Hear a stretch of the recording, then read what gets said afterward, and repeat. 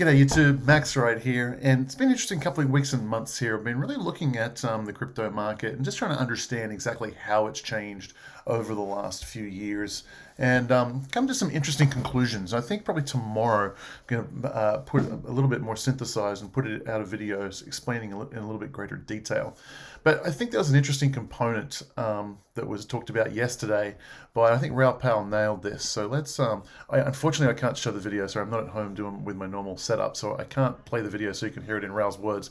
But it was this video, it was an interesting video. It was between Raoul and this gentleman who is self-identified as a Bitcoin maxi.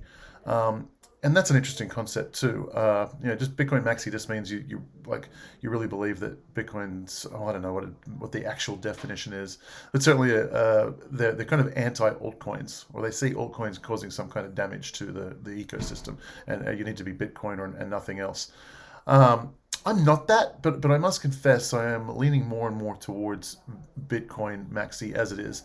The problem is that the Bitcoin maxis generally are associated with like mean girl attitude, and they're shouting at everyone, calling them names, calling them stupid, and stop wasting time with altcoins and getting angry and all that kind of stuff. And I think that characterization is fairly true. So just the one little component to the larger picture, which I'll talk about tomorrow, was brought up here. And Raoul Pal, I think, quite articulately pointed out the psychology of the Bitcoin maxi. So I use the word that I was kind of becoming Bitcoin maxi. That's in the Bitcoin altcoin debate, but I definitely don't associate with being the Bitcoin maxis because I think they are quite toxic generally. And kind of Raoul Pal kind of articulates that quite well in this thing. And I can't show it to you, but I'll paraphrase what he said. He said, people when they get this passionate about it, it's very often because of some unseen emotional reason in the background.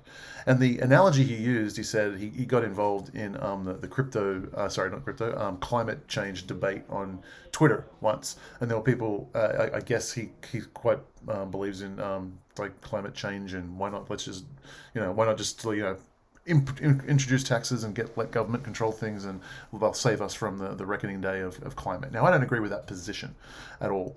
Quite opposite to Raoul in that, from what I gathered from his one or two sentences on the topic.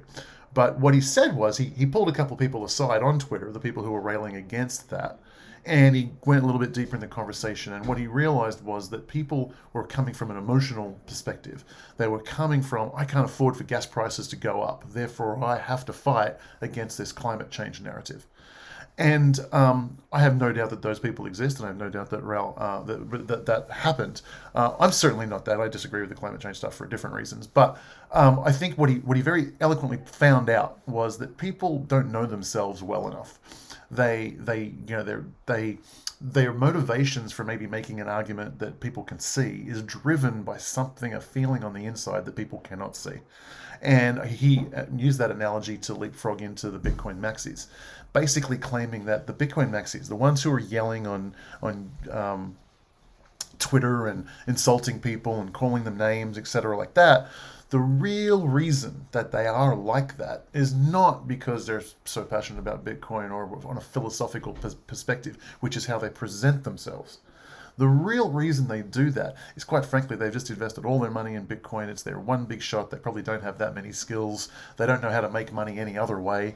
And this is their one big shot to get rich. And if you criticize Bitcoin, you're criticizing their hopes and dreams and taking away their chances of success. And it's that emotional reason that makes them sound like they're so philosophically in support of Bitcoin and shout down and do all the name calling and everything else. And I think Raoul Pal has nailed that absolutely perfectly. I believe that is exactly what is happening.